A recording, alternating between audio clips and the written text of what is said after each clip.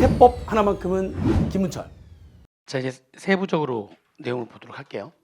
여기 총상속재산가액에는 상속재산가액, 거기에 의제상속재산가액까지 포함한 상속재산가액하고 추정상속재산가액을 말한다. 그때 상속재산가액은 말 그대로 그냥 아버지가 돌아가셨을 때 남겨져 놨던 그런 재산들, 그게 다 자산적 가치가 있는 모든 그런 물건이라든지 권리 등이 전부 다 상속재산이 된다라고 하는 거니까 그렇게 알고 계시면 되고요. 이게 뭐냐? 의제상속재산가액은 세 가지가 있어요. 세 가지가. 의제상속재산가액은 세 가지. 돌아가신 분에서 받는 보험금 받은 거, 그 다음에 돌아가신 분을 해가지고 오는 퇴직금 받은 거, 그 다음에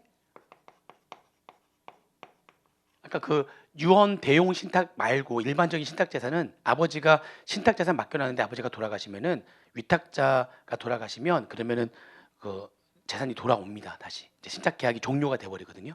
그럼 원래 위탁자한테 돌아오게 되고 그 상속 재산이 되는 거죠. 신탁 재산 요 세 가지가 의제 상속 재산이 되는데 주의할 것이 있어요. 하나씩. 먼저 보험금에서 주의할 건 뭐냐면 아버지가 돌아가셔가지고 보험금 받은 것도 상속재산이 되는데 문제는 그 보험금은 보험에 가입했었다는 얘기잖아요. 근데 그때 보험료를 아들이 냈던 거야. 보험료를 아버지가 낸 게 아니라 아버지가 피보험자인데 그 보험료를 아들이 낸 거야. 그 증명할 수 있잖아요. 내가 내 통장에서 계속 돈이 계좌이체가 나가면 입증할 수가 있죠. 아무튼 그거를 아들이 보험금을 냈던 거라면 그는 상속세를 내면 안 되죠. 아들이 낸 돈 가지고 아들이 받는 거니까.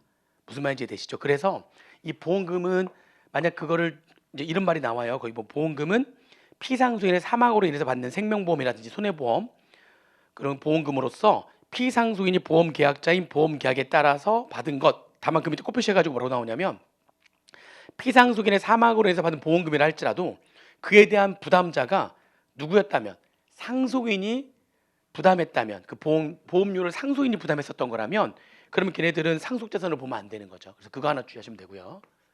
보험금은 상속인이 보험료를 부담했었다면 그때 받는 보험금은 상속재산으로 안 본다는 거예요. 그렇죠? 넘겨보시면은 퇴직금에는 그 밑에 그렇게만 나와 있는데 퇴직금에 보면 동그라미 3번에 6페이지 동그라미 3번에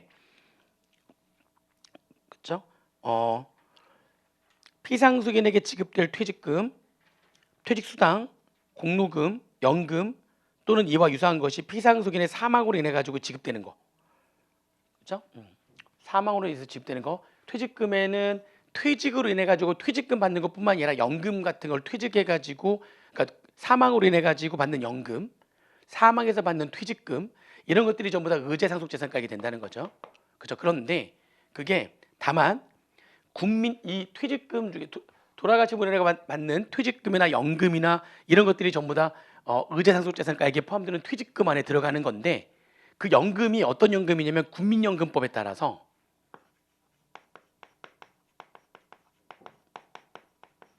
국민연금법에 따라 가지고 아버지가 돌아가심으로 인해 가지고 상속인 그러니까 배우자가 사망함으로 인해 가지고 부인인 상속인이 받는 유족연금이라는 게 있어요. 국민연금법에 따른 유족연금이라든지 또는 국민연금법에 따라서 받는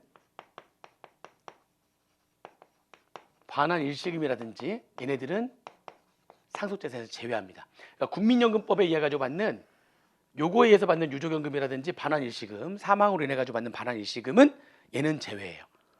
그러니까 얘네들을 빼고 회사로부터 받는 퇴직금이라든지 그렇죠? 아니면은 사적 연금 계좌에 가입해 가지고 사망으로 인해 가지고 받는 연금이라든지 이런 것들은 전부 다 의제상속재산가액에 들어가는 퇴직금이나 연금 등이 되는데 국민연금법에 따라서 받는 유족연금이나 사망으로 해서 받는 반환일시금 얘네들은 제외한다.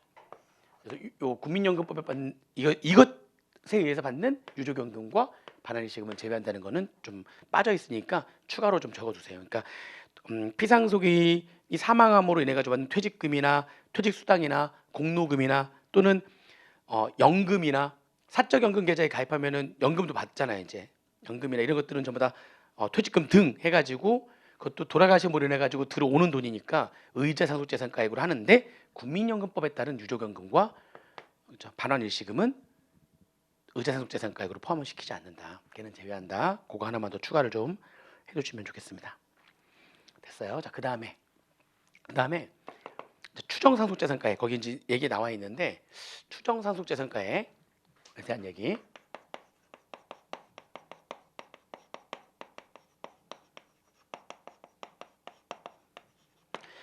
추정상속재산가액은 아버지가 돌아가시기 전에 자산을 팔아버렸거나 또는 예금을 인출했거나, 그러니까 돌아가실 때 그 돈이 없어진 거예요. 재산이 없어진 거야. 불과 돌아가시 얼마 전에. 그러면은 그거를 용도를 밝히지 않으면, 그러면 그거를 아버지가 그걸 인출하거나 처분해가지고 땅에다 묻어놓은 걸로 보겠다는 거죠. 상속재산을 추정하겠다, 지금 이런 얘기잖아요. 그거를 이 추정상속재산가액은 그룹을 4그룹으로 나눕니다. 첫 번째 그룹이 현금. 현금이라고 하는 건 뭐 어차피 눈에 보이는 거니까 예금하고 유가증권. 이렇게 1번 그룹이에요. 2번 그룹은 부동산 및 부동산에 준하는 자산. 부동산 및 부동산에 관한 권리.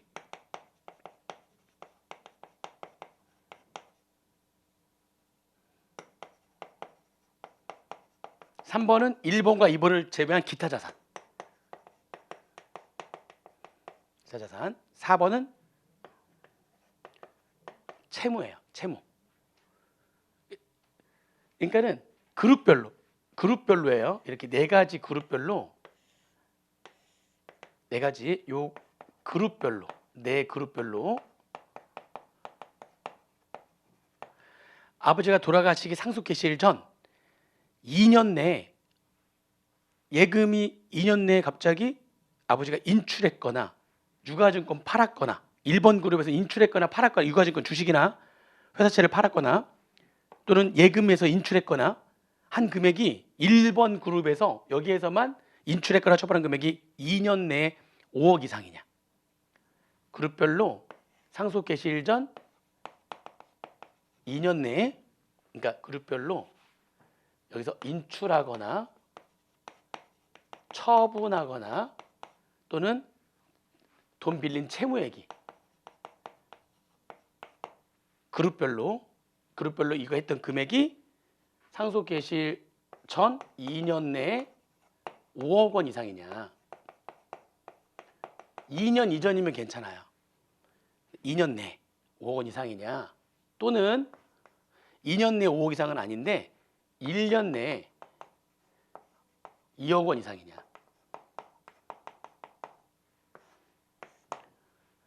네 가지 그룹으로 그룹핑을 해서 그 4가지 그룹별로 인출하거나 처분하거나 채무 빌린 돈이 2년 내에 5억 이상이냐, 아니면 2년 내에 5억 이상이 아니더라도 1년 내에 2억 이상이냐. 여기에 해당되면은 그러면은 땅에다 묻어놓은 걸로 보겠다는 거죠. 그러니까 이거 괜찮아요. 그러니까 아버지가 돌아가시기 전에 1년 안에, 아버지 돌아가시기 전에 한 10개월 전에, 돌아가기 10개월 전에 1번 그룹에서 한 1억 8천만 원 정도 인출하거나 처분한 거야. 2번 부동산 팔았는데 부동산 1억 5천만 원짜리 부동산 하나 판 게 있는 거야. 조그만 오피스텔 하나 팔았어요. 1억 5천만 원짜리. 이거 빨고 기타 자산, 자동차가 아버지 명의로 자동차가 있었는데 1억짜리 자동차 하나 팔았어요. 사실 합하면은 지금 당연히 1년 내에 2억 훨씬 넘어가는 거죠. 합하면. 근데 그룹별로 판단하는 거니까 아버지가 재산을 여러 개를 갖고 있으면 추정상속재산은 추정이 안 될 수가 있어요. 그러니까 2년 내 2억, 5억 아니고요. 1년 내 2억도 아닌 거야. 이것 한 1억 8천, 요거 1억 5천, 요거 1억, 빌린 돈도 한 1억 9천, 이런 식으로 해버리면은 전부 다 그룹별로 2년 내 5억 이상도 아니고 1년 내 2억 이상도 아니잖아요. 그럼 그렇게 한 거는 안 따지는 거죠. 상속재산가액으로 추정하지 않는 거야. 그 정도 처분하는 거는, 그 정도 인출하는 거는. 무슨 말인지 이해되세요? 그러면은 아버지가 살아생전에 자산을 이렇게 여러 가지 종류의 자산을 갖고 있는 게 좋겠다. 그럼 돌아가시 전에 여러 종류의 자산이 있었다면은, 그러면은 돌아가시 전에 여러 종류의 자산을 2억이 안 되게 인출하거나 처분하면 되는 거니까. 그럼 뭘로 안 되는 거니까? 추정상속재산가액으로 안 보는 거니까. 자산을 요걸로만 갖고 있는, 부동산으로만 갖고 있는 거야. 모든 자산 아버지가. 그러면 요거 한 2억 살짝 다 합해가지고 아까 한 3억 가까이 됐는데 요거 3억 처분해버리면, 그렇죠. 이거 다 합해가지고 뭐 한 1억 5천, 1억 8천 이렇게 되는 거니까 다 합해가지고 한 6, 7억 되는데 요것만 갖고 있었으면 6, 7억 해버리면은 이건 추정상속재산가액으로 추정이 돼버리잖아요. 그렇죠? 그러니까 세금을 좀 적게 내고자 하는 분들, 자산이 많은 사람들은 이렇게 포트폴리오를 형성해 가지고 여러 종류의 자산을 갖고 있는 게 훨씬 도움이 돼요. 그러면 종류별로 2억이 안 되게 인출하거나 팔아버리면 상속자산으로 안 보는 거니까. 사실 그 정도는 인출하거나 처분해 가지고 조용히 뒷돈 줄 수 있다는 거죠. 이렇게. 그래도 뭘로 안 봐요? 상속자산으로 보지 않는다. 일단 기본적으로 이 요건을 충족을 해야지만 추정 상속자산가액을 계산합니다.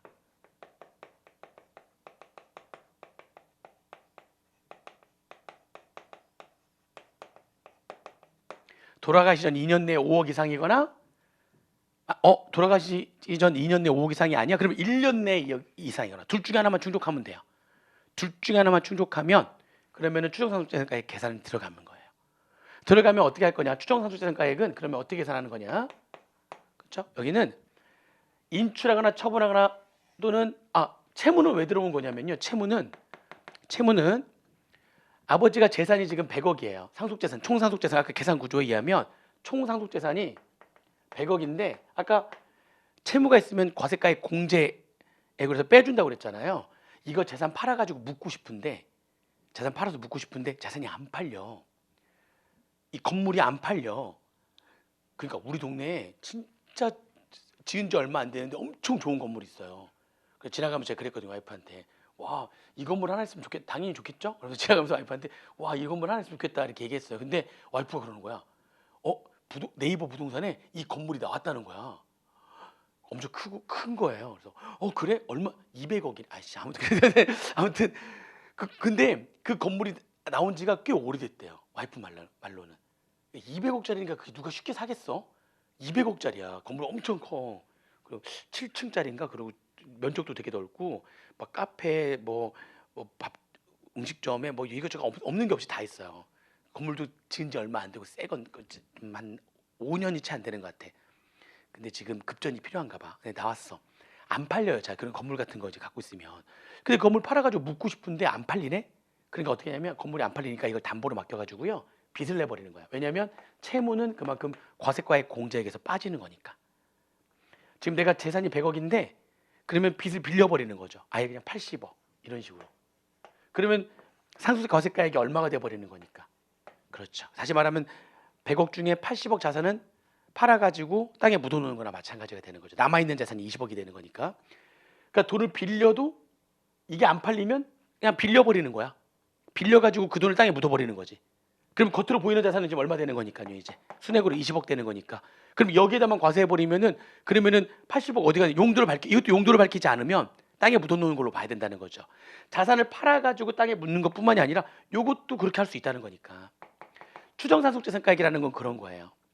얘네들은 파는 거고 얘는 안 팔리니까 빚을 내는 거죠.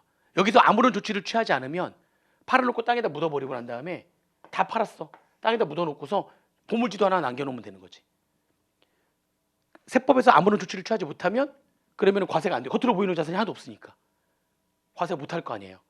그래서 이게 만들어진 거예요. 너 그렇게 사망하기 전에 아버지 돌아가시 전에 요 기간 내에 이렇게 판 거야 또는 이렇게 인출한 거야 그러면 어딘가에 묻어놓은 거로 보는 거예요.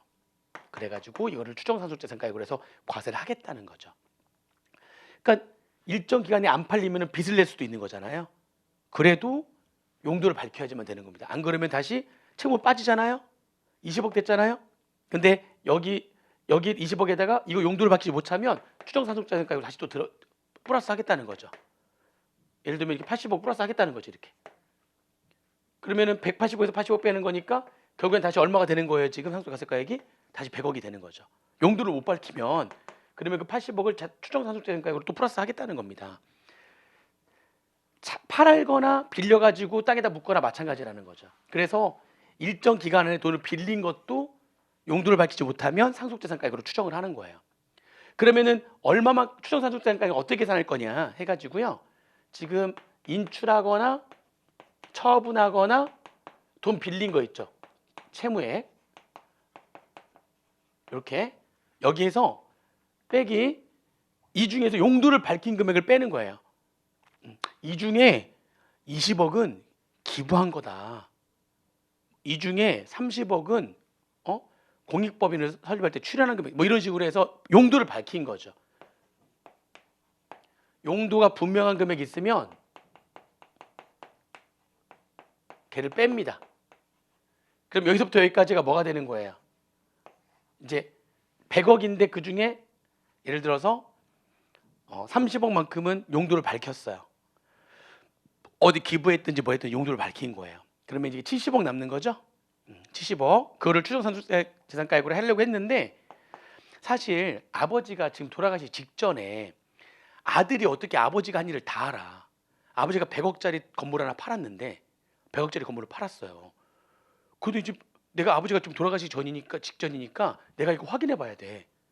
혹시나 아버지가 분명히 저 건물 갖고 아버지 재산 내가 어느 정도 알고 있으니까 다 확인해 봐야 돼. 돌아가시기 전에.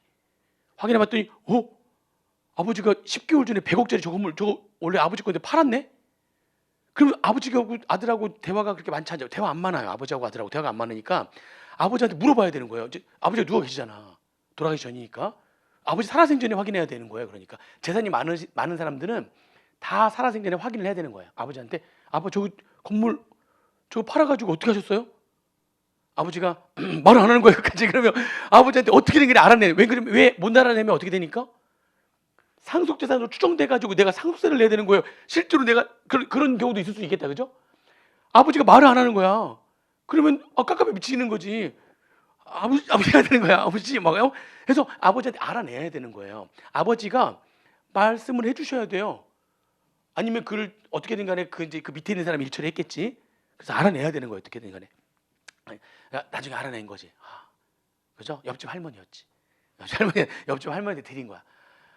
그러면 이제 그 옆집 할머니가 가져간 거니까 옆집 할머니가 가져간 분에 대해서는 세금을 또 내야 될 거 아닙니까? 이제 그걸 밝혀내면은 다행히 이제 그거는 옆집 할머니가 가져간 게 이제 분명해진 거니까 옆집 할머니한테 이제 준 거잖아요. 그럼 그것도 증여세상가액을 사전에 증여한 거니까 돌아가기 전에 증여한 거니까 증여세상가액에 합해가지고 한꺼번에 추가세를 과세한 다음에 할머니가 가져간 부분에 대해서는 할머니가 세금을 내는 거예요. 아까 수유자니까. 아까 그 가져간 그 비율에 따라 가지고 내야 된다고 그랬잖아요.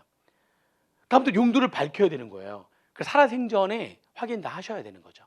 그러면은 근데 문제는 뭐냐면 이게 용도를 이렇게 용도가 분명한 금액을 빼니까 여기서부터 여기까지는 용도가 불분명한 금액 아닙니까? 용도를 밝히지 못한 금액이잖아요. 근데 아버지가 누워 계시잖아.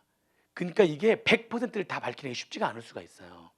그래서 다음에 둘 중에 작은 금액은 그래 요 정도는 용도를 못 밝히겠네. 그냥 빼주는 거야. 이렇게 여기 인출 처분 또는 빌린 금액을 A라고 한다면 그 A 금액의 20% 정도는 그러니까 다시 말하면 몇 퍼센트만 밝히면 되는 거예요. A 금액의 20%를 빼주는 거니까 80%만 밝히면 다 밝히는 거야. A 금액 20%를 빼주거든. 그러니까 인출하거나 처분한 채무 아버지가 빌린 금액의 80%만 용도를 밝혀라. 20%는 빼줄게. 다만 요 금액이 너무 클 수는 없잖아요. 그래서 요 금액은 2억 원을 한도로 해요. 그러니까 A 금액 20%와 2억 원 중 작은 금액 정도는 둘 중에 최대 2억 원이죠. 그러니까 최대 2억 원까지는 요거까지는 그래 용도를 안 밝혀도 인정해 줄게. 아버지 누워 계신데 어떻게 100%를 다 밝힐 수는 없잖아. 그러니까 요 정도는 인정해 주는 거고요. 이걸 뺀 나머지 용도만 밝히면 추정상속재산가액은 빵원이 되는 거죠. 그러니까 이 정도는 밝히지 않아도 된다는 거예요. 요 정도는 안 밝혀도 오케이. 이 정도는 오케이. 얘가 뺀 나머지는 용도를 밝혀야 돼. 얘만 빼고 용도 밝히면은 추정상속재산가액은 빵원이 되는 겁니다. 요게 추정상속재산가액이에요. 아시겠죠? 꼭 그룹별로 이 금액 이상일 때 추정상속재산가액 재산을 계산을 하는 거니까 여러 재산을 갖고 있다가 팔면은 추정 안 될 수도 있겠다. 이거 계산 안 들어갈 수도 있겠다. 그죠?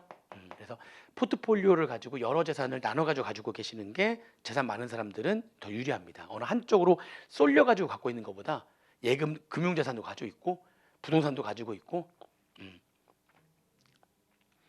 차도 저는 우리 동네에 우리 아파트에 차를 6대를 갖고 있는 사람이 있대. 6대. 그 중에 하나가 람보르기니예요.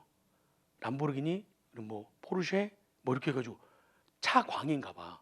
모든 번 돈 다 거기다 쓰나 봐. 그래가지고 차 5대가 있어요. 다 그런 슈퍼카들이 있어가지고 차에 가면은 차가 이렇게 몇 대 있는데 깜짝 놀랐어. 이게 한 사람 거라는 거야. 거기 그 소문 나가지고 몰랐는데 거기 이제 저거 얘기하는 거야. 그러냐고 막 이렇게. 그런 것도 이제 팔 수 있는 거잖아요. 그렇게 그 슈퍼카 같은 경우에도 워낙에 비싸니까. 그러니까 자산을 여러 형태로 갖고 있는 게 재산 많은 사람들은 상속세를 좀 약간 회피할 수 있는 수단이 되기도 합니다. 무슨 말인지 이해되시죠? 요게 추정 상속자산가액. 계산 문제 나올 때 언제나 껴가지고 나와요. 좀 이따 문제 풀 때 한번 문제를 풀어보겠습니다. 계산 문제 풀 때 보시면 되고요. 그 다음에 지금 추정 그 밑에 이제 이 총상속자산가액에 대한 언급은 다 했고 여기 그럼 증여재산가액. 증여재산가액은 요거는 이제 뭐냐면은 증여재산가액은 아까 누진세 회피를 하기 위해서 상속되기 전에 돌아가기 전에 미리미리 막 증여를 하는 거야. 미리미리 증여를 하는 거지. 원래 재산이 100억 있는데 미리 증여를 10억 한 거야. 이렇게 미리 증여를 10억 한 거야. 그럼 이때 상속 개시일에는 이제 상속 재산이 얼마 남아 있는 거예요? 미리 10억 했으니까. 그러니까 원래 100억 있었는데 10억만큼 미리 증여했으니까 이때는 이제 90억만 남을 거 아니에요. 그럼 얘는 이거 가지고 초과소득세를 적용할 거고 얘는 이거 가지고 초과소득세를 적용하게 되면 만약에 100억에 한꺼번에 초과소득세를 적용하게 되면 이 10억은 30억 위에 얹어지는 거니까 무조건 최고세율로 가서야 될 텐데 30억 초과되는 거는 50%니까 이게 한꺼번에 갔을 때면 10억이 위에 얹혀지면 무조건 최고세율로 가서야 될 텐데 따로따로 초과소득세를 적용하게 되면 조세를 회피할 수 있잖아요. 누진세를 회피하면 조세를 회피할 수 있는 거잖아요. 그래서 조세 회피를 못하게 하려고요. 사전에 증여했어? 전부 다 합산하겠다는 거죠. 이때 남은 재산 90억에 요 10억을 합산하겠다는 거예요. 근데 무조건 합산하는 건 아니고요. 기간이 정해져 있어요. 만약에 사전 증여한 게 상속인한테 사전 증여했다면 아들이 있으면 아들이 상속인이잖아요. 아들이 있어. 아들한테 사전에 미리 상속을 했다면 상속인에게 상속을 했다면 상속인은 10년 내 상속 개시일 전 10년 내에 사전 증여한 금액을 합산하는 거고요. 상속인 이외의 자라면 손자는 상속인 아니죠. 아들이 있는데 손자는 상속인이 아니라고 그랬죠. 아들은 상속인이고 아들이 있는데 손자는 상속인이 아니거든요. 손자한테 사전 증여한 거 이렇게 또는 친구한테 또는 옆집 할머니한테 아무튼 이렇게 해서 사전에 상속인 이외의 자에게 증여한 거는 5년 내에 사전 증여한 걸 합산합니다. 기간 주의하시고요. 기간 주의하시면 되고 자 그다음에 또 주의할 게 있어요. 기간 두 번째 요 기간 주의하시고 두 번째는 그럼 이때 사전에 증여한 게 토지인 거야. 요때 당시에 시가는 10억이었거든요. 근데 그게 여기 이제 합산해야 되는 거잖아요. 여기 이제 사전에 증여한 거를 합산해 가지고 한꺼번에 100억에 대해서 한꺼번에 초과소득세를 적용하고 이때 냈던 세금은 증여세 공제로 해가지고 기납부세액처럼 세액 공제를 해주면 된다는 건데 합산을 하는데 문제는 이 토지가 지금 아들한테 7년 전에 사전 증여한 건데 7년 만에 2배가 됐네. 그래서 이 토지에 대한 지금 현재 부동산의 시가는 20억이네. 그러면 지금 현재 시가가 20억이면 여기 더해야 되는 금액은 지금 현재 시가인 20억으로 더할 거냐 아니면 사전에 증여했을 때 그 당시의 시가로 여기다 더해야 되는 거냐 이런 얘기죠. 여기 다는 금액은요 증여 당시의 가액으로 더하는 거예요. 무조건 이걸로. 이거에 대한 지금 현재의 요때 시가가 20억이라 할지라도 여기 더해지는 금액은 어떤 금액으로 한다고요? 증여 당시의 가액으로 더합니다. 그거 주의하셔야 되고요. 증여 당시의 가액으로 더하는 거예요. 증여 당시의 시가를 더하겠다는 거지. 그게 두 번째로 주의해야 되죠. 그럼 여기다가 이제 그럼 100억이 된 다음에 여기다 이제 세율을 곱해 가지고 예를 들면은 뭐 해서 뭐 40억 세금이 나왔어요. 그러면 이때 10억 때문에 증여세를 낸 금액이 있었을 거 아니에요. 이때 10억 때문에 증여세 낸 금액이 뭐 예를 들어서 뭐 얼마에다가 뭐 2억 이렇게 있었다고 치면은 그러면 그 2억을 여기서 이렇게 증여세 공제로 빼가지고 나머지 금액만 세금으로 내는 거죠. 이렇게 이해되세요? 그리고 이거를 신고 기한 내에 신고는 상속 개시속한 날의 말일로부터 6개월 내에 신고하는 거거든요. 신고 기한 내에 신고만 하면은 이 세액공제를 뺀 나머지 요 금액의 몇 퍼센트 또 세액공제 된다고 아까 제가 신고만 하면 3% 다른 세액공제까지 다 뺀 나머지 금액의 3% 곱한 금액을 또 빼줘요. 신고세액공제에서 빼주고 나머지 금액을 납부하면 되는 거예요. 기한 내에 신고하면. 그래서 이런 식으로 해가지고 요 증여세는 이렇게 증여세액공제 해주는 겁니다. 그래서 언제 기간 내에 사전 증여한 게 합산되는 거냐? 그리고 합산할 때 그 금액은 어느 금액으로 할 거냐? 증여 당시에 시가로 하는 거냐? 아니면 그게 항소 개시일지 시가로 합산하는 거냐? 증여 당시에 시가로 합산한다는 거. 이때 냈던 금액은 증여세액 공제로 해서 공제를 해준다. 세액 공제 해준다는 거. 그래서 그런 구조를 이해하시면 되겠습니다. 아시겠죠? 그렇게 해서 정리하시면 되고요. 자, 그 다음에 이제 여기 비과세. 여기 비과세는 일단 국가에다가 유증한 거 있잖아요. 국가에다가 유언으로 국가에다 얼마를 내 재산의 절반을 국가기관에다가 유언으로 유증하겠다 그러면 걔네들은 비과세. 또는 정당에 그 정당에다가 유증하는 사람이 있을까 모르겠는데 아무튼 정당에 유증을 하면 그것도 비과세. 국가, 정당. 근데 이번에 개정된 게 뭐냐면 재산이 지정문화재인 거야. 지정문화재. 그거는 예전에는 내 아버지가 남긴 할아버지부터 쭉 온 그게 국가가 지정하든 시가 지정하든 도가 국가나 시나 도나 아무튼 어디에서 지정한 문화재든지 간에 문화재를 상속받은 거예요. 우리 집이 고려청자가 있어. 아 진짜 아니고 진짜 지금 얘기는 고려청자가 만약에 있으면 저 깜짝 놀란 게 얼마 전에 진품 명품에서 고려청자 얼마에 그 가격이 얼마나 왔더라? 아 그러니까 그 청자 하나야. 그냥 고려청자 하는데 그게 몇십억이 나와버리더라고요. 몇십억이 100억이 나왔나? 아무튼 말도 안 되는 금액으로 나왔어. 그래서 깜짝 놀랐거든요. 그냥 우리 조상님들 뭐 했대? 그러니까 그거 하나 남겨줬으면은 지금 그죠? 와, 그 100억이 넘었던 것 같아. 그때 기억에 깜짝 놀랐어요. 그러니까 그게 무슨 보물이나 뭐 이렇게 해당한대. 그럼 문화재를 상속받았으면 예전에 비과세였어요.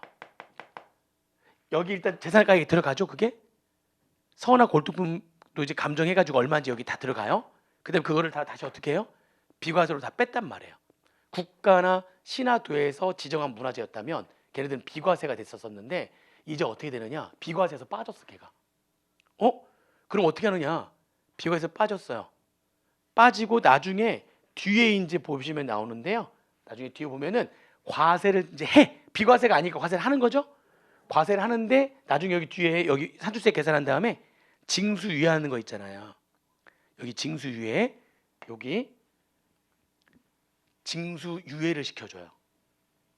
징수유예. 나중에 내가 계속 가지고 있으면 세금 안 내는 건데 그걸 누구한테 팔잖아. 누구한테 팔면 그때 가서 과세하겠다는 거야. 계속 네가 가지고 있으면은 과세 안 하는데 무슨 말인지 이해되시죠? 징수유예. 나중에 팔 때까지 징수를 유예합니다. 이제는 과세가 돼요. 그러니까 과세를 하는데 징수를 유예하는 거야. 예전에는 국가나 시나 도가 지정한 문화재를 상속을 받았다면 비과세였어요. 그냥 걔네는 비과세였는데 비과세가 아니라 이제는 비과세에서 빠지고 뭐 하겠다는 거예요? 징수유예. 여기 좀 이따 징수유예 보겠습니다. 그러면 징수유예에서 내용을 보도록 할게요. 징수유예 쪽에서 그 국가 지정 문화재, 시도 지정 문화재에 대한 징수유예에 대해서 또 내용을 좀 더 보도록 하겠습니다. 뒤에 나와요.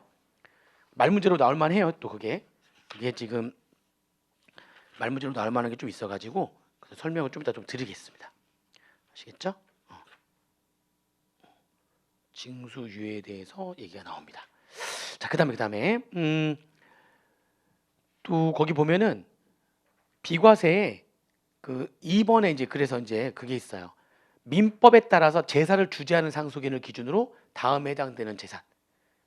그냥 한번 읽어보시면 되는데 기역, 니은, 디귿. 그러니까 다시 말하면 내가 종갓집 종손이야. 그러면은 족보나 제구, 제사할 때 쓰이는 그런 도구들, 그 족보도 갖고 있고 제구도 갖고 있어. 굉장히 할아버지부터 물려받은 내가 종손이어가지고 그 자체 갖고 있으면은 1,000만 원까지 한도를 해가지고 비과세. 족보나 제구는. 그리고 종손이다 보니까는 조상님들 묘지 있잖아, 묘지. 선산, 이제 묘지들이 있을 거 아니에요. 그것도 그 9,900제곱미터, 3,000평이거든요. 3,000평에 해당되는 금양이면, 금양이면은 묘지 근처에 있는 이제 땅인데 거기는 이제 함부로 이렇게 나무라든지 돌 같은 거 베지 못하게 묶어놓은 땅을 말해요. 묘지 보호를 위해서 그걸 금양임야라고 합니다.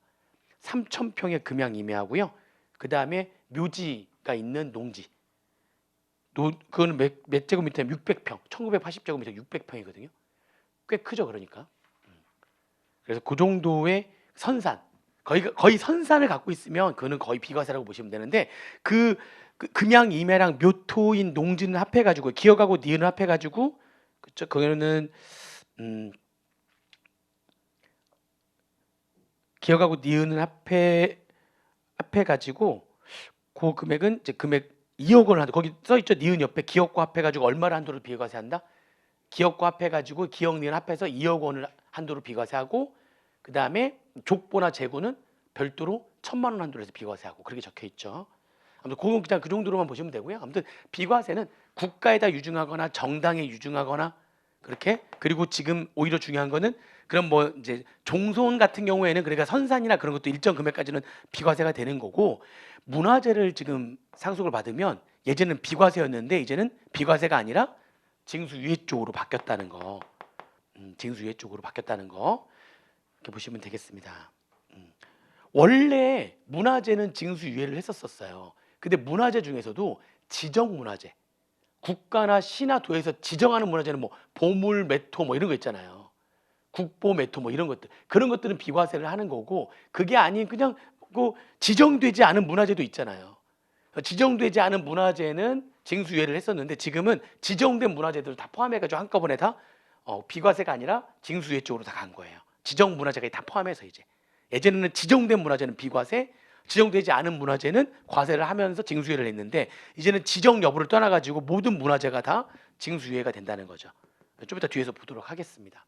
그리고 과세가액 불산입은 요거는 이제 뭐냐면은 과세가 불산입은 그러니까 비과세는 아닌데 국가나 정당에다 유증한 건 아닌데 돌아가신 아버지 또는 아버지가 아닌 상속인의 아들이 그 상속 재산을 공익법인에다가 출연해 버리는 거예요. 그걸 그 상속자를 출연해 가지고 고아원 만들어 버리는 거지. 그러면은 걔네들은 비과세로 열거는 안 돼 있지만 과세과액 산입하지 않겠다 해가지고 어차피 과세가 안 되는 거예요. 그 상속받은 재산을 아버지가 또는 상속인이 그거를 출연해가지고 그 재산을 출연해가지고 공익법인을 만들어 버리는 거죠. 또는 그 재산을 가지고 공익신탁에다가 돈을 맡겨버리는 거야. 공익신탁에다 돈을 맡겨버리면은 거기서 발생되는 수익은 다 공익을 목적으로만 쓰는 거니까 그러면 과세가액 불산입 과세하지 않겠다. 과세가액 불산입이 다 그런 거예요. 공익법인에 출연했거나 또는 공익신탁 재산으로 집어넣거나 그렇게 돼버리면은 과세가액 불산입하겠다. 그 정도로 알고 계시면 되겠습니다. 공익법인 등에 출연했거나 또 공익신탁을 통해서 공익법인 등에 출연을 했다면 걔네들은 과세가액 불산입을 하겠다. 그럼 그렇게만 보시면 돼. 비과세하고 과세가액 불산입은 그 정도로만 보시면 되고요. 이제 얘가 중요하죠. 과세가액 공제액. 과세가액 공제액이 중요한데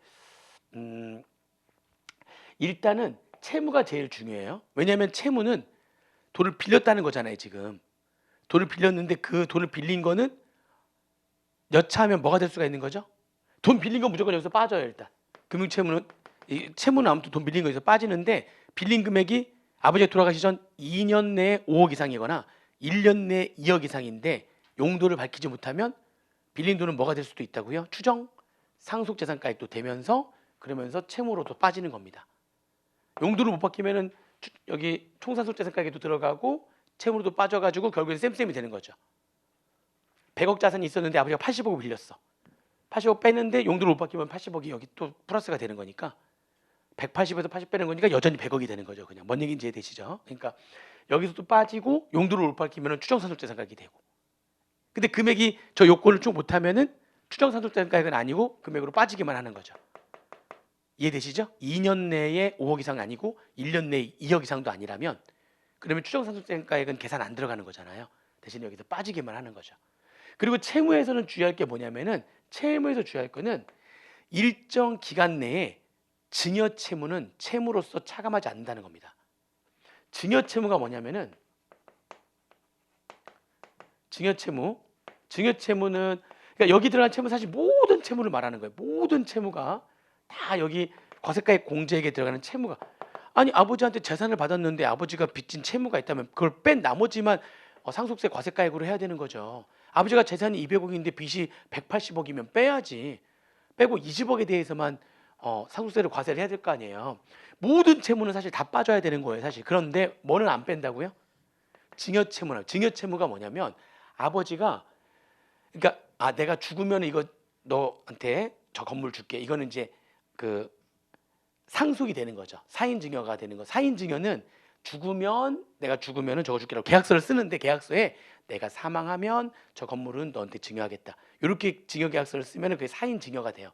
그건 아예 그냥 사인증여는 상속 재산이 돼요. 근데 이제 문제는 뭐냐면 이 증여채무는 그게 아니라 아버지가 정말 친하게 지낸 뭐 그런 거지. 이분이랑 6.25 전쟁을 같이 했는데 이분이 내 목숨을 살린 사람이야. 살린 사람이고 이분은 너무 어렵게 살고 있는데 나는 성공했어. 근데 이분의 자녀들이 너무 힘들게 살고 있거든. 내가 내 목숨을 살려준 사람이니까 내가 건물을 10개 갖고 있는데 그중에 건물 하나는 이분 자녀들한테 주기로 한 거야. 약속을 했어.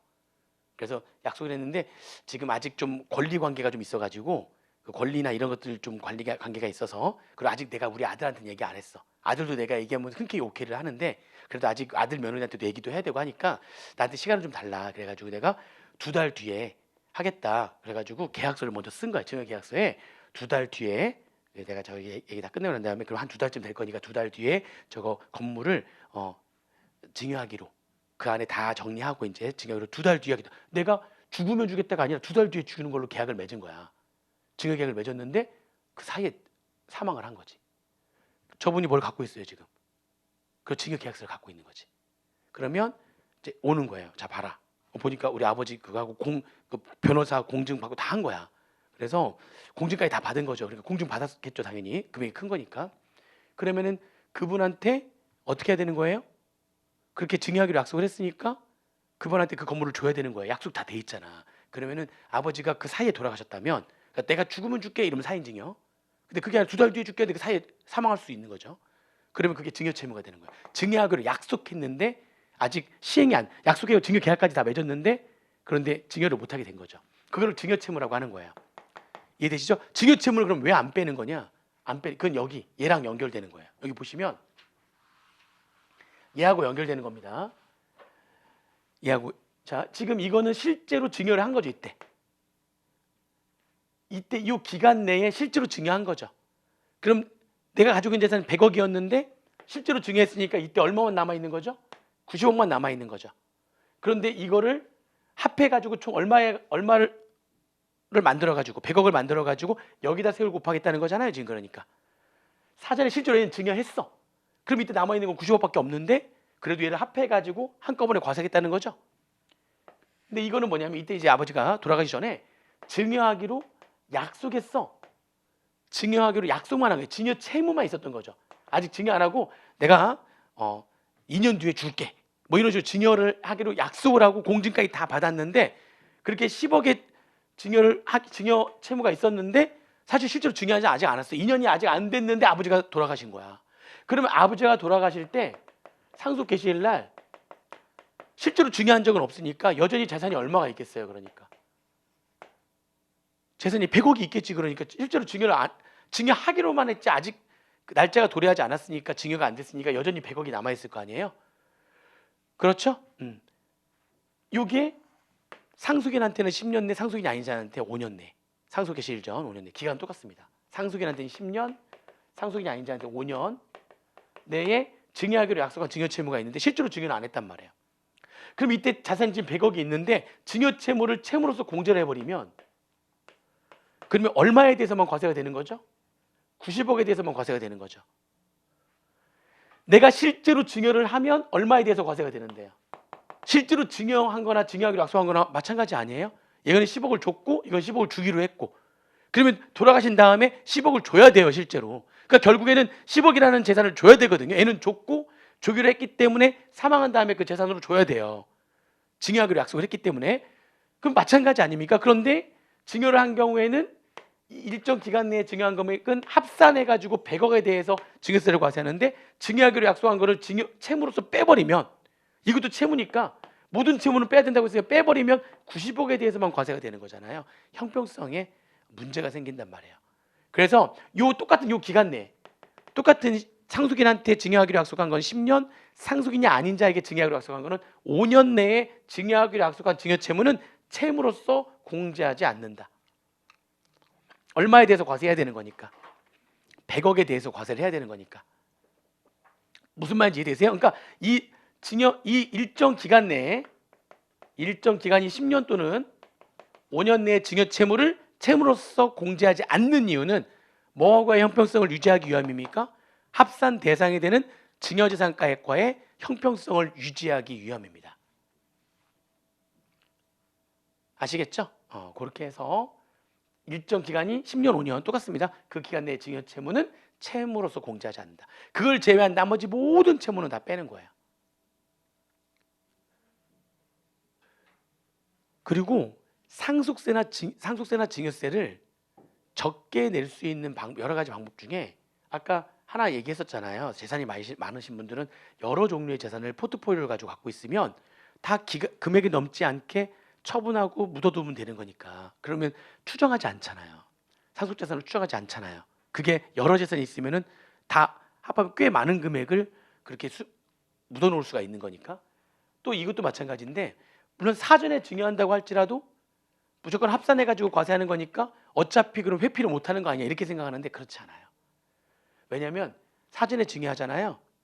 사전에 증여하면 두 가지 이유 때문에 사전 증여를 권장해요. 대신에 나중에 좀 이따가 한번 이제 얘기하면서 어떤 얘기도 하나 할 건데 사전 증여는요 재산이 많은 사람들만 권장해요.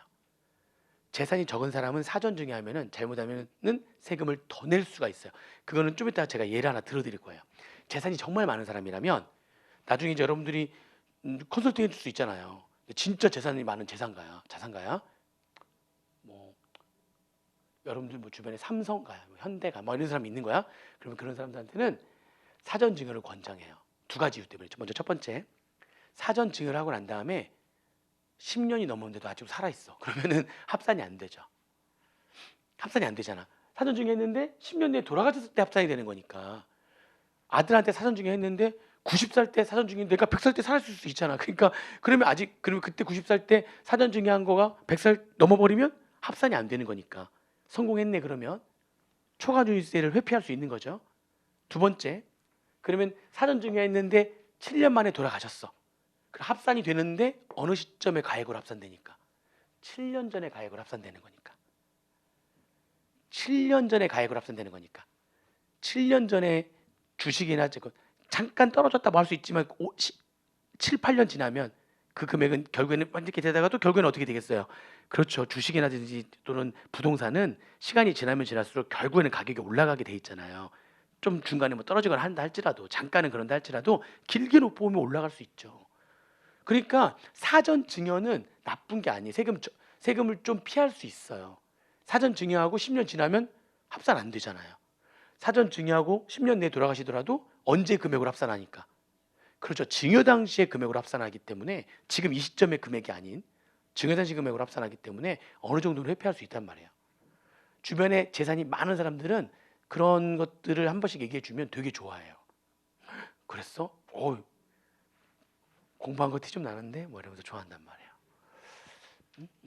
그리고 여기 증여 채무를 왜 일정 기간 내에 증여하기로 약속한 증여 채무는 왜 공제하지 않는 거냐? 그렇죠? 일정 기간 내에 증여재산 가액을 합산하는 것과의 형평성을 유지하기 위함이다. 자, 채무는 그렇게 정리하시면 되고요. 공과금은 아까도 얘기했지만 아버지가 돌아가실 때까지 냈었어야 되는 여러 가지 공과금들을 안 내신 거야. 그러면 이제 상속인이 상속 재산에서 공과금 내야 되는 거니까 그 내는 금액을 뺀 나머지만 상속세 과세가액으로 하겠다는 거잖아요. 그런데 이게 이제 공과금을 아버지가 안 냈는데 그게 내야 되는 납부고지가 있었던 거예요. 근데 그게 아버지가 돌아가신 뒤에 납부기한이 있었어요. 그건 누가 내야 되는 거지 이제 그러면? 내가 냈어야 되는데 내가 깜빡 잊고 그 납부기한이 지나버린 거야. 그래가지고 가산세가 붙은 거네. 그러면 그거는 여기서 빼면 안 돼. 그건 누구 책임이니까? 누구의 규칙 사유니까? 상속인의 규칙 사유로 공과금을 더 내야 되는 가산금 같은 게 가산세가 붙었다면 그거는 차감하지 않는다는 거죠. 그렇죠? 그래서 거기 상속 개시일 이후에 그런 말이 나와요. 상속인의 규칙 사유로 인해서 납부 또는 납부할 가산세, 강제 징수비, 벌과금, 과료, 과태료 등이 붙어 있다면 걔네들은 여기에서 제외한다. 차감해야 되는 공과금에서 제외한다. 누구 잘못이니까? 상속인이 잘못한 거니까. 아버지가 잘못해가지고 더 내야 되는 건 당연히 빼주는 건데 상속인이 잘못해가지고 더 내야 되는 금액은 안 빼준다는 거죠. 자, 그 다음에 여기 장례 비용인데요. 이쪽 장례 비용은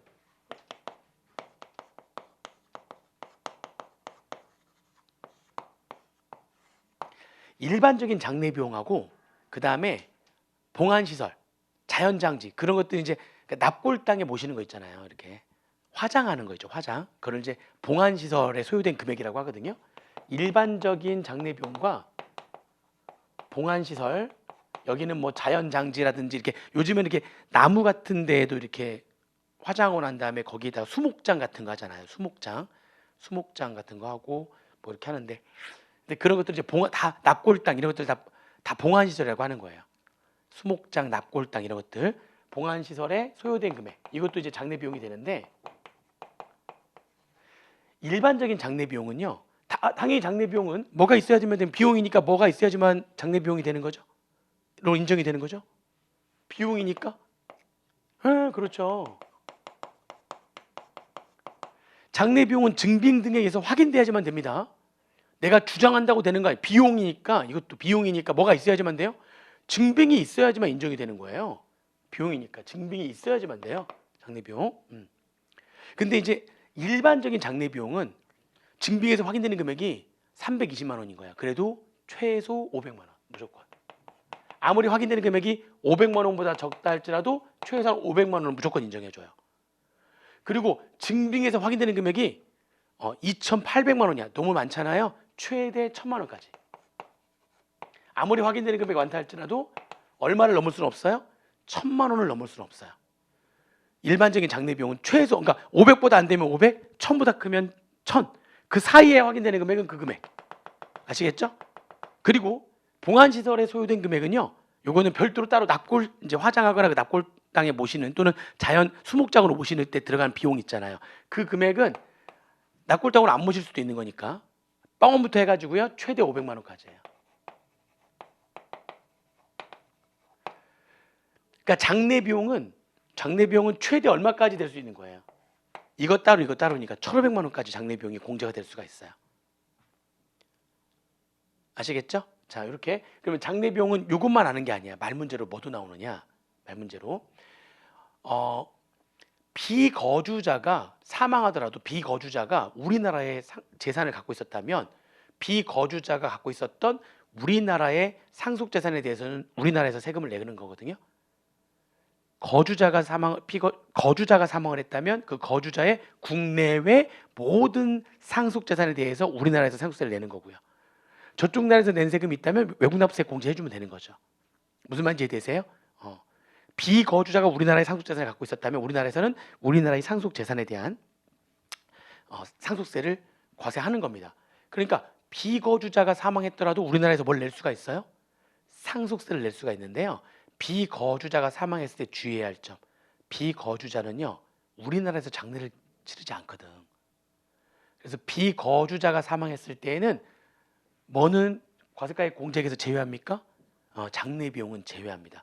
비거주자가 우리나라에서 채무 빚질 수 있고 우리나라에 내야 될 공과금 안 낸 거 있으면 걔까지 다 여기서 고려를 하면 되는데 우리나라에서 뭘 치르지 않기 때문에 비거주자는 우리나라에서 장례를 치르지 않기 때문에 그런 말이 나오는 거예요. 비거주자의 사망으로 인한 상속의 경우에는 장례 비용은 공제하지 않는다. 과세가액 공제액으로 보지 않는다. 그런 말들이 나와요. 무슨 말인지 이해되세요? 그렇게 해가지고 주의할 점에 대해서 다 얘기했습니다. 여기 비거주자가 사망했을 때는 요거 과세가액 공제액으로 안 봐요. 우리나라에서 장례를 안 치르니까. 되셨죠? 그렇게 해서 지금 상속세 과세가액까지 계산한 겁니다. 여기까지 왔어요. 그리고 지금 제가 얘기한 실제 시험 문제에서 1차 시험에서 상속세 계산 문제가 나오면 여기까지 물어보는 게 굉장히 많았단 말이죠. 상속세 과세가액은 얼마냐 이렇게. 지금까지만 잘 이해하시면 상속세 과세가액을 구하실 수가 있어요. 상속 공제가 또 좀 복잡한데 이거 안 하잖아요. 딱 여기 그 전에 금액이 얼마인지를 물어보는 거니까. 자, 상속 공제 갑니다. 이제 상속 공제. 자, 상속 공제는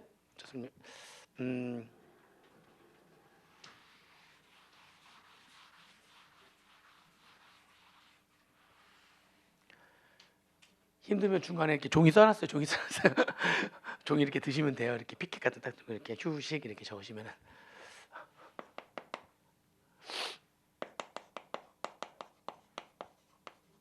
상속 공제 중에서 지금 우리가 인적 공제를 먼저 정리할 건데 인적 공제는 크게 두 가지가 있어요. 첫 번째는 뭐냐면 기초 공제와 기타의 인적 공제 더한 금액. 기초 공제하고 기타 인적 금액 더한 금액.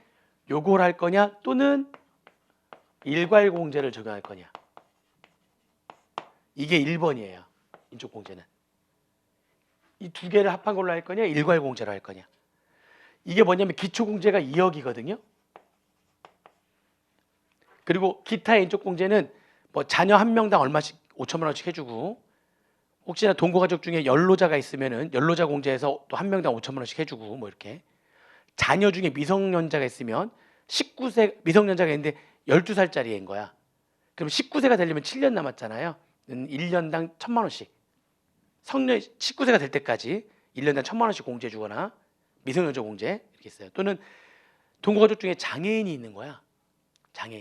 장애인도 장애인이 있는데 장애인이 지금 뭐 25살 아들인데 장애인이야. 그러면 그 25살은 통계청의 자료를 보게 되면 기대되는 남은 수명이 나오거든요. 걔를 기대 여명이라고 합니다. 통계청에 나와요 다. 이거 찾아보면 기분이 좀 이상하다. 제 나이 딱 보잖아요. 그러면 남은 여생이 남은 수명이 나오는 거야. 그러니까 평균적으로 지금 현재 당신 나이라면 남은 수명은 몇 년이다 이게 나오는 거야. 나 몇 년이더라? 그러다 보면 그 통계청 들어가면 그 자료 보면 조금 기분이 좀 그래. 저는 이제 꺾였기 때문에 거기 보면 되게 기분이 안 좋아요. 지금 사실은 이거 보면 기분이 안 좋아요. 이렇게 뭐 30년 남았나 뭐 이렇게 남아서 진짜 물론 그보다 훨씬 더 살 수도 있고 짧게 살 수도 있지만 현재 그렇다는 거죠. 이게 나와 있어. 그러면 지금 장애인이 25장애인이 있어. 25살 먹은. 그러면 기대 여명이 지금 25살 먹은 자녀가 장애인이야. 기대 여명이 예를 들어서 60년일 수 있죠. 이렇게. 그럼 60년 곱하기 1년당 1,000만 원씩 이렇게 공제해 주는 거. 이런 것들이 이제 기타의 인적 공제예요. 자녀 공제, 미성년자 공제, 연로자 공제, 장애인 공제 뭐 이런 것들. 그렇죠? 좀 이따 자세하게 볼 건데 기타의 공제가 네 가지가 있어요. 그래서 2억 원에다가 기타의 인적 공제를 더한 금액으로 할 거냐 아니면 일괄해 가지고 그냥 5억 원 공제할 거냐. 이 기타의 인적 공제가 얼마 안 되면 기타의 인적 공제가요 얼마 안 될 확률이 되게 높아요. 왜냐면 요즘엔 핵가족이기 때문에 자녀가 거의 뭐 없고 요즘 자녀 그러니까 비혼주의도 많은 데다가 결혼했는데 애를 안 낳기로 한 경우도 많은 데다가 애를 낳는데 하나만 있는 경우도 되게 많고요. 저는 여러 명 낳으려고 했는데 애를 너무 늦게 낳아가지고 너무 늦게 가져져가지고 그래서 이제 둘째를 포기한 건데 결혼하자마자 애를 낳았으면은 진짜 한 타스까지는 아니더라도 그래도 5명 정도 막 이렇게 얘기하고 막 그랬었어요. 5명 얘기하니까 뭐 막 웃고 그냥 5명 얘기하는데 화 안 내고 웃는 거는 자기도 생각이 있다는 거잖아요. 이제 와이프한테 우리 한 5명 하니까 막 그게 어이없는 웃음이었나? 근데 아무튼 그래서 한 5명 얘기했는데 그것도 괜찮았었거든요. 근데 아무튼 지금 한 명밖에 못 나서 그런데 아무튼 요즘은 좀 그렇죠. 그러니까 이게 얼마 안 될 수가 있어. 이게 얼마 안 되면 이게 3억을 안 넘으면 이게 3억을 안 넘으면 이게 더 유리하잖아요. 그냥 일괄 공제 5억이 더 유리한 거죠. 요것만 3억이 넘어가면 얘가 이 두 개를 합한 금액으로 하는 게 더 유리하죠. 둘 중에 뭐 하게 돼 있다고요? 둘 중에 선택하게 돼 있어요. 선택하게. 거기에다가 두 번째 뭐 하느냐? 배우자가 있잖아요. 상속인이 배우자가 있으면 배우자 상속 공제를 추가로 해주는 겁니다.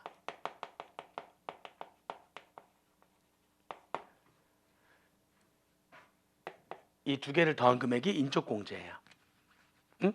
자, 여기서 인적 공제인데 이걸 한번 잠깐 볼게요. 그러면 여기 일괄 공제는 주의하실 게 두 가지가 있는데 첫 번째는 뭐냐면요. 일괄 공제는 만약에 상속세를 신고를 안 한 거야. 상속세는 신고가 협력 의무인데 상속세 신고를 안 했어요. 신고를 안 하면 그냥 일괄 공제 적용해요.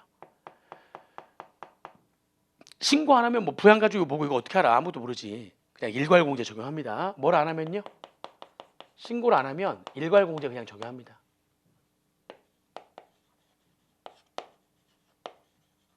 두 번째, 제가 아까 직계 존배속이 없는 상태에서 배우자가 있으면 배우자가 단독 상속한다고 그랬죠.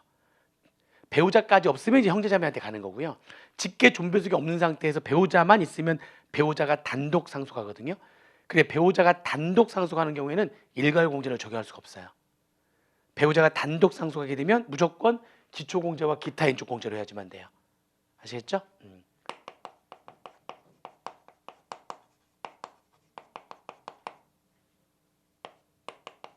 배우자의 단독 상속의 경우에는 일괄공제를 적용할 수 없습니다. 이렇게 정리하시면 됩니다. 그래서 일괄공제는 아예 신고를 안 하면 무조건 일괄공제만 적용하는 거고, 배우자가 단독 상속을 받으면 일괄공제는 아예 적용이 안 되는 거고, 그때는 무조건 얘하고 얘로만 되는 1번은 기초공제와 기타 인적공제로만 되는 것이고. 이해되시나요? 그래서 이것 때문에 만약에 상속인이 자녀만 있다면, 이거 배우자 상속공제는요. 배우자 상속공제는 배우자가 얼마의 재산을 분할을 받았느냐, 배우자가 얼마의 재산을 분할 받았는지를 신고하게 돼 있거든요. 신고하게 돼 있어요. 그러면 그 신고한 금액하고 배우자가 만약에 그러니까 이런 거죠. 내가 건물을 지금 세 채를 갖고 있는데 배우자가 있고 아들이 있고 딸이 있어. 근데 건물이 세 채가 있는데 가격이 다 달라. 요거 하나만 뭐 이게 30억짜리고요. 요거하고 요거는 두 개 해봤자 10억이야. 그래도 50억이네. 아무튼 요거 30억에 요거 10억이야. 근데 어떻게 했냐면 배우자한테 요걸 준 거야. 30억. 아들 딸한테는 10억 이렇게 준 거야. 무슨 말인지 이해되시죠? 그럼 만약에 이걸 유언으로 이렇게 남긴 거야. 유언으로 남기지 않으면 직계 비속과 배우자는 공동상속인이 되거든요. 그럼 유언을 남기지 않으면 민법에서는 어떻게 되는 거냐? 여기 아들, 딸, 그리고 피상속인의 배우자가 이렇게 있잖아요. 그러면은 아들한테 1 주고요. 만약 유언을 안 남기면 딸한테 또 1 주고요. 배우자한테 이렇게 1을 준 다음에 배우자는 50%를 할증하게 돼 있어요. 무조건 공동상속인과 똑같이 나눈 다음에 0.5를 더 받게 돼 있어요. 만약 아들이 하나 더 있어. 그러면은 111 아무튼 1.111 한 다음에 50%를 할증해서 더 받게 돼 있다고요. 뭐 하지 않으면, 유언으로 남기지 않으면 법정 상속 비율이 이렇게 돼 있어요. 그럼 배우자는 총 전체 상속 재산의 4.5분의 1.5를 받기로 되어 있는 거죠. 만약 뭘 하지 않았다면, 남편이 유언을 남기지 않았다면 법정 상속분은 4.5분의 1.5가 되는 거예요. 그러면 이 전체 자산이 50억이잖아요. 아까 30억짜리 하나 있었고 30억짜리 하나 있었고 그리고 10억 이렇게 있으니까 총 지금 50억 재산이 있었잖아요. 지금 그 50억 재산 중에서 원래 배우자한테 유언을 남기지 않았다면 50억에 4.5분의 1.5만 배우자한테 가는 거죠. 대충 한 20억이 좀 안 되겠죠. 그러니까 50억 곱하기 4.5분의 1.5 하면은, 그죠? 20억이 채 안 될 거예요. 근데 배우자한테 얼마를 줬죠? 30억을 줬죠. 얼마를 분할했어요? 유언으로 배우자한테 요 건물 30억짜리는 니네 엄마 거다 이렇게 된 거지. 무슨 말인지 되시죠? 그러면 배우자는 실제로 상속받은 건 30억. 만약에 유언을 남기지 않았다면 상속받을 수 있었던 거는 50억 곱하기 4.5분의 1.5 얼마가 되는 거지? 4.5분의 1.5 16.666 이렇게 되는데 한 16.7억 이렇게. 무슨 말인지 이해되세요? 그러면 그 둘 중에 작은 금액을 배우자 상속공제로 하는 거예요. 쉽게 얘기하면, 그러니까 이게 계산이 사실 좀 복잡한데 쉽게 얘기하면 어떤 거냐면, 쉽게 얘기하면 유언을 남기지 않았다라면 법정 상속분만큼 얼마를 받았을 거냐, 그거와 실제 유언으로 받은 거, 실제로 받은 거 배우자가 그 둘 중에서 작은 금액으로 하는데 최하 5억에서 아무리 적더라도 얼마 내주는 거예요? 최하 5억에서 둘 중에 작은 금액을 했더니 30억을 넘어갔어요. 최대 30억까지예요. 배우자 상속 공제 산식이 좀 복잡한데 쉽게 얘기하면 실제로 자기가 상속 받은 거하고 유언을 남기지 않았을 때 상속 받을 수 있었던 거하고 둘 중에 작은 금액을 배우자 상속 공제를 하되 그 금액이 얼마보다 작으면 5억보다 작으면 5억이고요. 그 둘 중에 작은 금액이 30억보다 크면 30억이 되는 거예요. 그렇게 돼 있어요. 그러니까 5억부터 30억까지. 그러니까 이걸 구체적으로 계산하는 것까지 몰라도 돼요. 여기서 뭘 알아야 되는 거냐? 그러면 이게 요 안에서 법정 상속분은 계산하면 되는 거잖아요. 법정 상속분은 실제로 배우자가 얼마만큼 상속받았는지가 중요한 게 아니라 전체 상속재산의 4.5분의 1.5는 바로 나오는 거니까. 자녀가 3명이고 배우자가 있다면 111 1.5니까 4.5분의 1.5가 배우자가 받을 수 있었던 재산 아닙니까? 걔는 바로 계산이 되는데 배우자가 이 배우자 상속 공제를 하려면 실제로 상속받은 재산, 부여받은 재산이 얼마인지 알아야 되는 거잖아요. 그럼 배우자가 이 상속 공제를 받으려면은 부여재산 신고를 해야 돼요. 얼마나 재산을 부여를 받았는지 부여재산 받은 거 있잖아요. 부여재산 신고를 해야 되는데 언제까지 신고를 해야 되는 거냐? 과세표준 확정 시점. 아까 우리 상속세 과세표준은 언제 신고한다고 그랬죠? 상속 개시일속한 달의 말일로부터 6개월 내에 상속세 신고 납부한다고 그랬잖아요. 그 상속세 신고 기한 경과 후 9개월 내에 부여재산 신고를 하는 거예요. 부여재산 신고는 언제 하는 거라고요? 여기 잠깐 볼게요. 자, 상속세는 날짜, 중요한 날짜가 이때가 상속 개시일이야. 그럼 상속 개시일 속한 달의 말일로부터 몇 개월 내에? 6개월 내에. 이게 사실 정확히 얘기하면 이날로부터 6개월이 아니라 이날에 속한 달의 말일로부터 6개월 내에 무슨 의무를 부여했죠? 신고 의무를 부여했죠. 그렇지만 이 신고로서 확정이 되는 게 아니에요. 왜냐하면 상속세하고 증여세는 신고납부 제도가 아니라 정부부가 제도이기 때문에 얘네들은 신고하면서 이게 확정이 안 돼요. 신고납부 제도는 신고로서 확정이 되는데 얘는 이게 단지 무슨 의무일 뿐이라고요? 협력 의무일 뿐이야. 이게 신고기한이거든요. 그러면은 이때 신고한 걸 바탕으로 해가지고 과세관청에서 조사를 하는 거예요. 조사를 하는 거예요. 그래서 이날로부터 일정 기간 내에 이제 확정을 시키는 거죠. 이날부터 일정 기간 내에 드디어 이제 결정을 하는 거예요. 정부가 제도니까. 근데 그게 신고한 금액과 같으면은 뭐 고지서 안 보내면 되고요. 신고했던 금액하고 결정된 금액이 다르면은 이거보다 더 금액이 커지는 게 일반적이겠죠. 그럼 이때 뭘 보내면 되고요. 이때 고지서를 보내면 되는 거예요. 결정을 하는데 언제까지 결정하는 거냐면 신고 납부 기한 경과 후 9개월 내에 결정하는 겁니다. 상속세에서의 가장 중요한 날짜예요. 정확하게 하면 이게 상속 개시일이 아니라 상속 개시 속한 달에 말일로부터 6개월 내에 신고 납부하고 신고 납부한 경과 후 몇 개월 내에 결정한다고요? 9개월 내에 결정하는 거예요. 증여세도 중요한 날이 뭐냐면 증여세는 증여받은 날이 기준일이잖아요. 증여일. 증여세도 신고하면은 신고세 공제해 주거든요. 증여세도 언제까지 신고해야 되는 거냐? 증여일부터가 아니고 이것도 증여일에 속한 달에 말일로부터 얘는 3개월 이내에 증여받은 날에 속한 달에 말일로부터 3개월 이내에 신고 납부하게 돼 있어요. 근데 이 신고 역시 마찬가지로 협력 의무거든요. 그럼 이걸 바탕으로 해가지고 과세관청에서 확정을 해야 되는 거예요. 그러면 일정 기간 내에 과세관청에서 뭐 한다고요? 결정을 한다고요. 신고기한 경과 후 중에서는 몇 개월 내에 결정하는 거냐면 6개월 내에 결정합니다. 이게 가장 중요한 날이거든요. 그리고 아까 여기 배우자 상속공제는 언제까지 하는 거예요? 그렇죠. 결정하는 날까지 하는 거예요. 신고 납부기한 경과 후 몇 개월 내에 배우자가 분여재산 받은 거 분할 신고한다고요? 9개월 내에. 뭐 할 때 같이 하는 거니까 결정할 때까지 분여재산을 신고하는 겁니다. 배우자가 분여받은 재산을 신고하는 겁니다. 신고기한 경과 후 몇 개월 내에? 9개월 내에.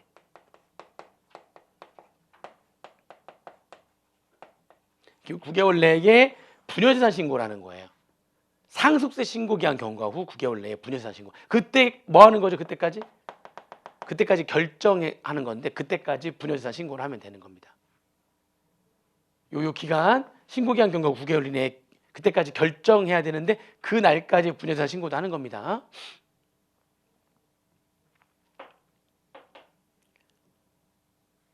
왜냐면 이걸 해야지만 부여받은 재산이 얼마인지를 알아가지고 상속받을 수 있었던 금액과 실제로 상속받은 금액 둘 중에 작은 금액만큼 배우자 상속공제가 들어가기 때문이죠. 이게 신고가 돼야 돼요. 그런데 그렇게 해서 신고를 했는데 그 금액이 너무 작아가지고 5억 미달하거나 또는 분양 신고를 기한 내에 신고를 이때 해야 되는데 이 분양 신고를 만약에 신고를 안 했다면 그러면 그냥 얼마 해주는 겁니까? 안 했다면 그냥 최소한 5억은 무조건 배우자 상속공제는요. 이런 분할재산 신고를 안 했다 할지라도 최소한 얼마를 해주는 거예요? 5억 해주는 거예요. 그냥 5억. 배우자 상속공제는 무조건 5억 해주는 겁니다.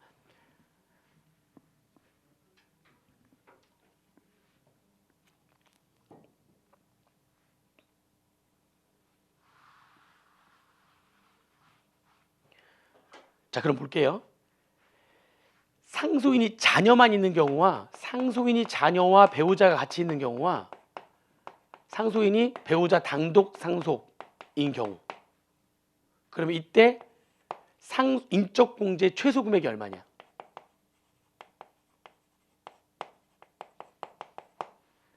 자녀만 있으면 배우자 상속공제가 안 되잖아요. 자녀만 있으면 1번만 되는 거고 1번은 둘 중에 큰 거니까 최소한 얼마나 받을 수가 있는 겁니까? 최소한 5억 원은 공제를 받을 수가 있는 거고요. 자녀랑 배우자가 있잖아요. 그러면은 일괄공제 최소한 5억 되는 거고 자녀랑 배우자가 있으면 배우자 단독 상속이 아니니까 자녀 때문에 5억 공제 되는 거고요. 배우자로 최소 얼마 되는 거니까 5억 되는 거라서 자녀와 배우자가 있으면 인적공제 최소 금액은 10억이에요. 그렇죠? 자, 그런데 배우자 단독 상속인 거야. 배우자 단독 상속이면 배우자 상속공제 얼마 받고요? 5억 받고요. 배우자 단독 상속은 일괄공제가 적용이 안 된다면서요. 이게 적용이 안 돼. 그러면 이거 적용되는데 인적공제 없다면 최소 얼마가 되는 거니까 2억. 그럼 여기서 2억, 여기서 5억. 배우자 단독 상속은 1번에서 2억, 배우자 상속공제 5억. 최소 얼마까지는 인적공제가 되는 거예요? 7억까지는 인적공제가 되는 거예요. 배우자 상속공제 5억 받고 일괄공제 적용이 배제되는 거니까 기초공제 2억 받고 7억.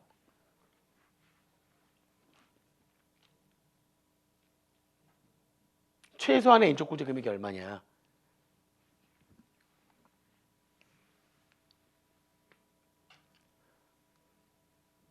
아시겠죠? 이렇게 보시면 되고요. 기타의 인적공제 잠깐 볼게요. 기타 인적공제는 4가지가 있거든요. 자녀공제.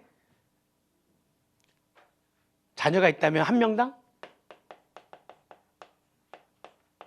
5천만 원 공제 주는 거예요. 자, 근데 올해 개정돼 가지고요. 원래 모든 권리와 의무의 주체가 되려면 인격이 있어야 되는 거고요. 인격은 태어나야 인격이 있는 거예요. 즉 다시 말하면 복중의 태아는 사실 인격이 아직 없어요. 안 태어났으니까. 그런데 상속은요. 태아도 자녀 수에 포함시키기로 했어요. 올해부터 개정됐어요. 개정. 원래 안 돼. 원래 태아는 아직 인격, 권리 의무의 주체가 될 수 없기 때문에 태아는 아직은 상속인이 될 수가 여기에 포함된다고 해서 상속인이 되는 거 아니에요. 아직 상속인이 되려면 그런 권리와 의무의 주체가 될 수 있어야 되는데 아직 태어나지 않았기 때문에 태아는 상속인은 될 수 없어요. 그러나 무슨 공제는 받을 수 있게 해줬다고요? 복중 태아가 있다면 자녀 공제 받을 수 있게 해줬어요. 자녀 공제 한 명당 5천. 그리고 자녀를 포함해가지고 동거가족 중에 미성년자가 있다면 꼭 자녀가 아니어도 되는 거죠. 내가 지금 늦둥이 막내 동생을 내가 부양하고 있었다니까. 내 동거가족 중에 늦둥이 막내 동생이 있었는데 내가 사망을 하게 된 거예요. 늦둥이 막내 동생이 지금 중학생이거든. 15살. 아직 미성년자잖아요. 그렇죠? 미성년자는 몇 세가 달할 때까지? 19세가 달할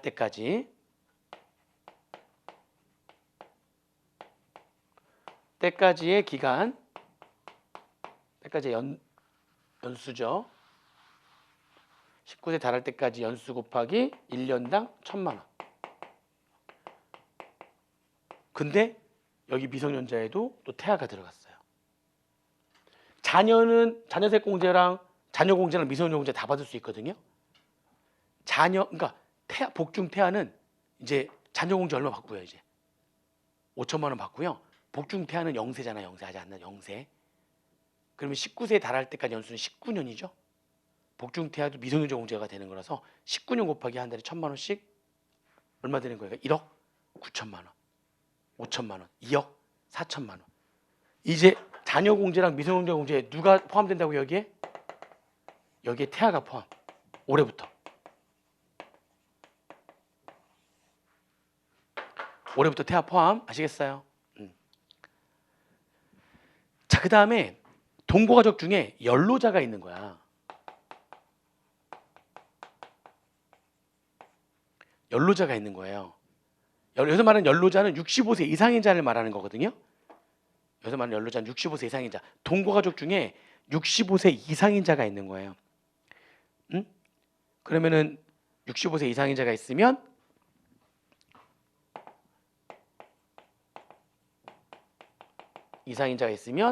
한 명당 5천만 원씩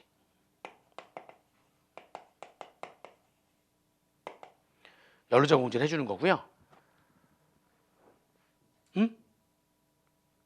동거가족 중에 연로자가 있으면, 그리고 동거가족 중에 장애인이 있으면 장애인 공제. 네 가지예요.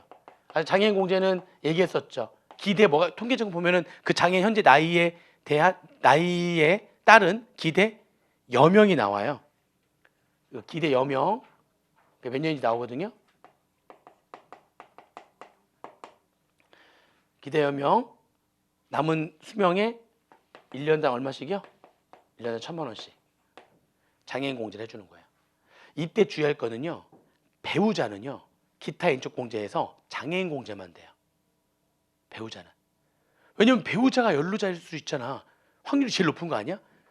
내가 85세 때 사망하면 와이프는 82세니까 그러니까 거의 그걸 같이 늙어가니까 갑자기 슬프다. 근데 아무튼 같이 늙어가니까 내가 사망했을 때 부인이 연로자일 확률이 굉장히 높죠. 그런데 배우자는 이 중에서 뭐만 적용받을 수 있다고요? 배우자는 장애인일 때 장애인 공제만 돼. 나머지 공제가 안 돼요. 배우자는 장애인만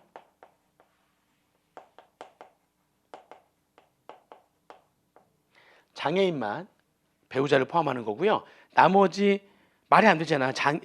자녀가 어떻게 배우자가 자녀야. 배우자가 미성년자일 수는 있긴 한데 왜 그 법적 부부가 될 수는 있어요. 미성년자도 양쪽 양가에서 합의하면 법적 미성년자가 배우자일 수 있지만 아무튼 제외한대요. 연로자도 제외하고요. 그렇죠? 근데 장애인 공제는 보니까 가로 안에 배우자 포함. 장애인 공제만 유일하게 배우자를 포함합니다. 나머지는 배우자를 제외하고요. 그래서 이렇게 계산된 기타 인적 공제 기타 인적 공제가 3억 원보다 크면은 일괄 공제를 적용받는 것보다는 기초 공제와 기타 인적 공제 합계 금액을 인적 공제를 하는 게 나한테 더 유리하다 이런 얘기죠. 거기에 배우자 상속 공제는 별도로 되는 거니까. 배우자 상속 공제는 별도로 되는 거니까. 그렇게 해서 정리하시면 되겠습니다. 아시겠어요? 그리고 태아가 지금 포함된다는 것도 주의하셔야 돼요. 올해부터 태아 포함입니다.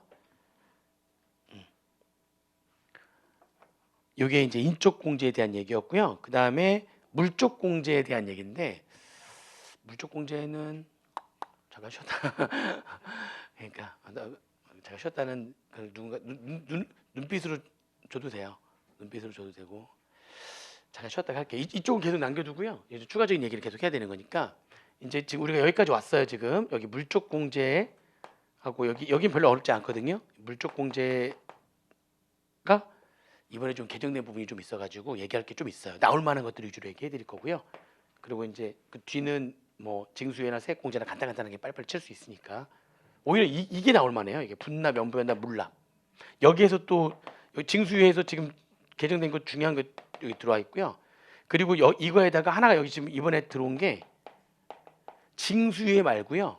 납부유예라는 게 또 생겼어요. 이것도 또 되게 중요한 내용이거든요. 납부유예. 말 문제로 제가 볼 때는 예전에는 분납, 연부연납, 물납이 하나였는데 물납이 두 개가 됐어요. 이제 물납 종류가 두 개가 되고 납부유예가 생기고 이쪽 말 문제로 나올 게 되게 많아요. 이번에 제가 볼 때는 무조건 여기서 하나 나와요. 여기서.